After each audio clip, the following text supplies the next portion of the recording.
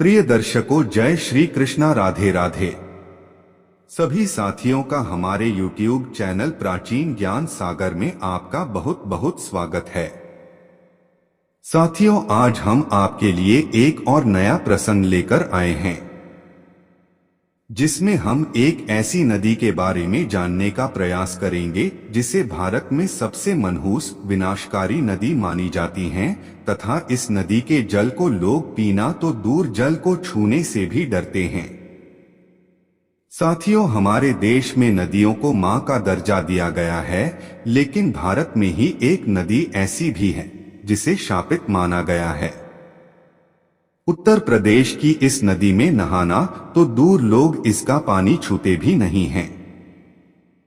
साथियों, नदियों से जीवन होता है। वे न केवल पीने के लिए पानी देती हैं, बल्कि फसलों से लेकर तमाम उपयोगों के लिए जल देती हैं। इसलिए नदियों को लाइफलाइन कहा जाता है।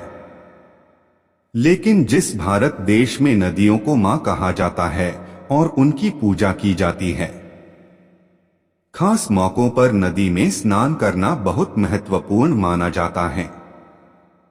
नदियों पर ही कुंभ, महाकुंभ आयोजित किए जाते हैं।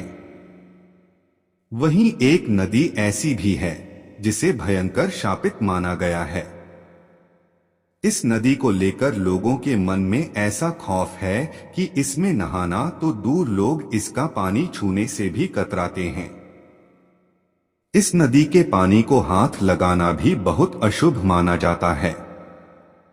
ये शापित नदी उत्तर प्रदेश में है और इसका नाम कर्मनाशा नदी है।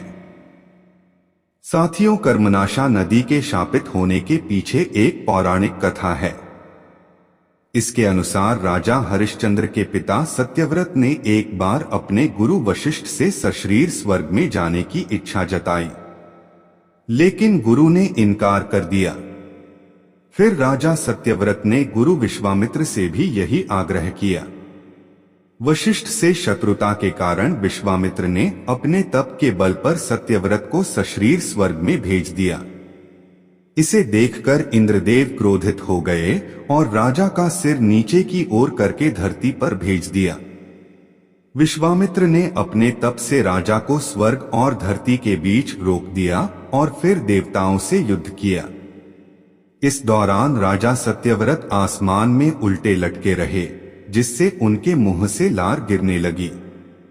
यही लार बहने से नदी बन गई। वहीं गुरु वशिष्ठ ने राजा सत्यव्रत को उनकी धृष्टता के कारण चांडाल होने का श्राप दे दिया। माना जाता है कि लार से नदी बनने और राजा को मिले श्राप के कारण इसे शापित माना गया और अब तक लोग इस नदी को शापित ही मानते हैं। उत्तर प्रदेश की इस कर्मनाशा नदी के पानी को लोग छूते तक नहीं हैं।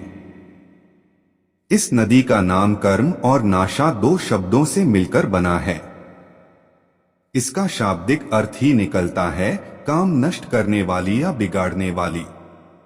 माना जाता है कि कर्मनाशा नदी का पानी छूने मात्र से काम बिगड़ जाते हैं और अच्छे कर्म भी मिट्टी में मिल जाते हैं। इसलिए लोग इस नदी के पानी को छूते ही नहीं हैं, ना ही किसी भी काम में उपयोग में लाते हैं। यह नदी उत्तर प्रदेश और बिहार में बहती है, लेकिन ज्यादातर हिस्सा यूपी में आता है। यूपी में यह सोनभद्र, चंदौली, वाराणसी और गाजीपुर से होकर बहती है और बक्सर के पास जाकर गंगा में मिल जाती है।